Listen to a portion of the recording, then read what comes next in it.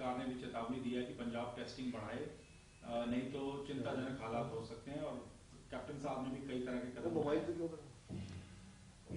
देखिए, कोविड के बारे में गवर्नमेंट ने क्या डिसीजन करना है, ये तो प्योरली एक साइंटिफिक विषय है। ये हेल्थ एक्सपर्ट्स को देखना चाहिए कि क्या ठीक है, क्या प्रिकॉशन ले रही है। देखिए, जिस तरीके पहले पंजाब में काम हो रहा है, जब पहले कोविड जब ज़्यादा था हुआ था, उससे उसके ऊपर तसल्ली नहीं प्रगटाई जा सकती। पहले तो ये बात है कि पंजाब में आप देखिए कि अभी हेल्थ वर्कर्स की इम्यूनाइजेशन का प्रोग्राम शुरू हुआ, तो कितने परसेंटेज कवर हुई? 1/3 भी मुझे जो लगता है अभी कवर नहीं हुए। अब धमकी दी जा रही है कि जो अपने आप को इम्यूनाइज नहीं कराएंगे उनके ऊपर एक्शन लिया जाएगा, उनके अमालूमेंट्स रोक लिए जाएंगे। तो ये तो मोटिवेशन है स्टेट गवर्नमेंट की कि जब आप हेल्थ डिपार्टमेंट को ही कन्विंस नहीं कर पा रहे काम करने के लिए, वैक्सीनेशन के लिए, तो आप दूसरी पॉपुलेशन को क्या मैसेज देना चाहते हैं? क्या कैसे काम करो? दूसरी बात है कि पहले टेस्टिंग बहुत कम हो रही थी। जब टेस्टिंग थोड़ी सी बढ़ती है तो नंबर ऑफ केसेस बढ़ता है। तो इनका एक स्टाइल है कि ये पैनिक क्रिएट करनी शुरू कर देते हैं कि अभी फिर नाइट कर्फ्यू का डीसी को बोल दिया गया कि लगा सकते हैं, पाबंदियां लग गई 200 तक गैदरिंग की। ये सारी चीजें उचित नहीं लगती कि हरियाणा और पंजाब इकट्ठी हैं। हरियाणा में आप आज से प्राइमरी स्कूल खोल रहे हो, तो जो हरियाणा के साथ लगता गांव है वहां आप 200 की गैदरिंग के ऊपर पाबंदी लगा रहे हो। तो इन डिसीजन के ऊपर कहीं मेरिट मुझे नजर नहीं आती। सीरियसली जो है करना चाहिए। राजनीति भी नहीं होनी चाहिए कि 1 तारीख को पंजाब विधानसभा का सेशन है, अगर कल आपने एवेल्यूएशन की और कल ही आपको खतरा लगा तो कल ही एक्शन ले लेते। 1 तारीख को आपने पंजाब विधानसभा बुला रही है, अब विधानसभा में हमने भी गिराव का अनाउंस कर रखा है, बाकी मुलाजिम ऑर्गेनाइजेशंस भी प्लान कर रही हैं, किसान भी शायद करें और भी करेंगे, तो आपको आसानी होगी कि 200 के ऊपर कैप कर दो, बात खत्म।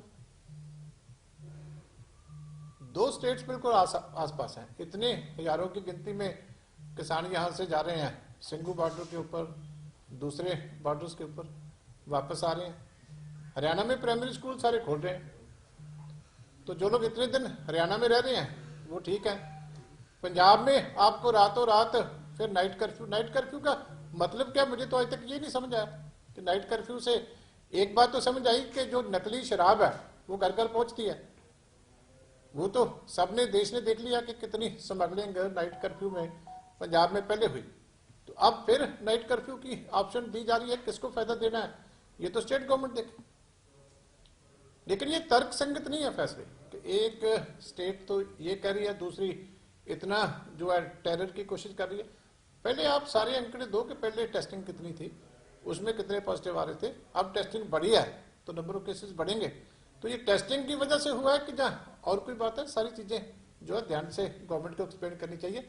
सारा दिन राजनीतिक तरीके से इसको डील नहीं करना चाहिए, प्रोफेशनली जो सही है पब्लिक के लिए करें, लेकिन जो अपनी जो हेल्थ वर्कर्स की मोटिवेशन है उसका भी कुछ ध्यान करें, उनकी भी जो जरूरत है वो मोर्चा वालों को कोई नया प्रोग्राम देना चाहिए दिल्ली का, और वो लोग फिर से तैयार है दिल्ली जाने के लिए। वो तो आप किसान मोर्चे वाले से पूछो, जो सजेशन उन्होंने लिया है उसके ऊपर क्या करना है ये किसान मोर्चा वाले बता सकते हैं।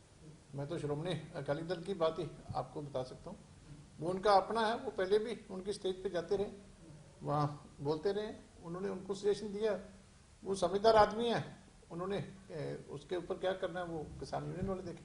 सर, लक्का सिद्धाना ने अपने वीडियो में ये भी कहा कि मेरे जो रैली में अकाली दल के भी लोग आए थे, आम आदमी पार्टी के भी आए, कांग्रेस के भी आए, और उनके परिवारों के जो सदस्य हैं वो मेरे दोस्त हैं, वो उस तरह से मुझे समर्थन करने आए थे। देखो, अकाली दल का कोई भी केडर ऐसे किसी दूसरे की रैली में नहीं जाता, ये बड़ा स्पष्ट है। हमारा बड़ा मैच्योर केडर है, 100 साल पुरानी पार्टी, इसलिए ये कहें कि वहाँ सभी पार्टियों के लोग आए थे ये गलत है। हमारी पार्टी का, हमारे केडर का कोई व्यक्ति ऐसे नहीं जाता, वो पार्टी की रैलीज में ही जाते हैं। हमारा उसके साथ ऐसे कोई पॉलिटिकली कोई संबंध है नहीं, इसलिए। लेकिन उसने अपने जगह पे रैली की है, मुख्यमंत्री साहब का गांव है, बाकी चीजें आप मुख्यमंत्री साहब से पूछिए। उसके बाद वो फिर से उसने वीडियो डाली और कैप्टन अमरिंदर को चुनौती दी कि अगर दिल्ली पुलिस को पंजाब पुलिस असिस्ट करेगी ये रेड्स के लिए तो उसके जिम्मेवार कैप्टन होंगे। आप किस तरह देखते हैं? लेकिन मुझे लगता है कि कोई फर्क नहीं है, कांग्रेस गवर्नमेंट अगर ना चाहती तो फिर रैली होती नहीं। मुझे किसी की रैली के ऊपर कोई इतराज नहीं। जैसे हम लोग अपनी रैली करते हैं, करेंगे, दूसरी पार्टी भी करती हैं, पीसफुली कोई भी अपनी रैली करनी चाहता है, अपनी बात रखनी चाहता है, रखे। लेकिन ये जो बातें उठ रही हैं ये तो स्टेट गवर्नमेंट से आप पूछिए, क्योंकि इसका जवाब तो वो दे सकते हैं कि क्या उसके अगेंस्ट कोई केस था, रोकना चाहिए था, गवर्नमेंट ऑफ इंडिया का कोई मैसेज था, नहीं था। ये तो चीफ मिनिस्टर साहब बता सकते हैं, क्योंकि वही होम मिनिस्टर है। ये पार्टियों के पास तो इन्फॉर्मेशन होती नहीं, इसलिए हमारे लिए तो कोई भी रैली करे, पीसफुली करे, अपनी स्टेज पे हर एक को बात करने का हक है, कोई बात करे, जो जिसका दिल करता है वो बात करे।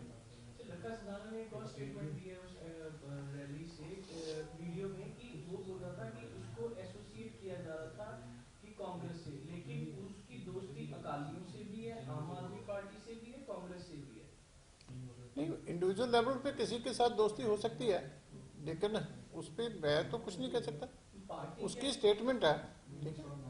कोई इंडिविजुअल लेवल के ऊपर किसी के है कोई रिलेशन तो वो जो है उसके ऊपर मेरा तो कोई कमेंट करना नहीं पड़ता।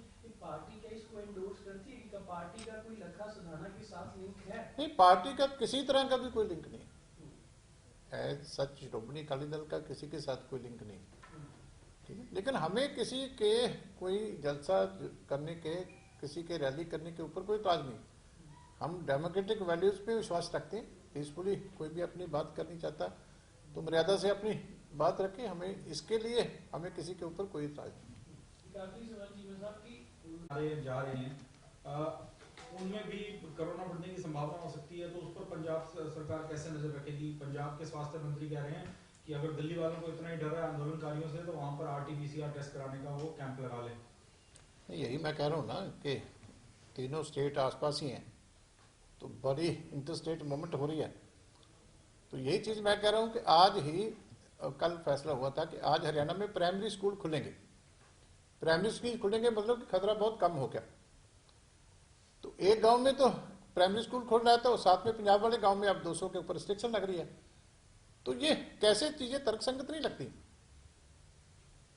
ये आप इसीलिए पब्लिक फिर मानती नहीं है ना कि आप तो ड्रामे कर रहे हैं। कोई डिसीजन होगा तो इतने आसपास लोग रहते हैं, इतनी पॉपुलेशन इधर उधर जाती है, तो फिर वो तो उसी तरीके से चलना। तो इसी से लगता है ना कि 1 मार्च आपने चुन ली, खतरा आपको कल लगा था, लेकिन डेट आप ले गए 1 मार्च को, फिर आप 6 दिन भी क्यों दिए? क्योंकि 1 मार्च को पंजाब असेंबली है, तो आपको लगा होगा कि कोई प्रोटेस्ट ना कर पाए, कोई और ना कर पाए, तो ये अच्छा तरीका। उसे आगे भी डरा दो कि नाइट कर्फ्यू भी लगेगा। लेकिन ये चीजें इकोनॉमी को भी इफेक्ट कर रही हैं। ये जो नी जर्क रिएक्शन आप देते हैं, ये चीजें इकोनॉमी को भी बहुत बुरी तरीके से इफेक्ट करती हैं। लोगों के एक सहम का माहौल हो जाता है। इसलिए बड़े होशो हवास से गवर्नमेंट को फैसले करने चाहिए जो सही है, जो प्रोफेशनली करेक्ट है, मेडिकली करेक्ट है, वो चीज करें, ना कि ऐसे ही जैसे पहले हैंडल किया वैसे ही सारा कुछ जो पहले लोगों का थोड़ा बहुत काम चला है वो भी तबाह कर दें।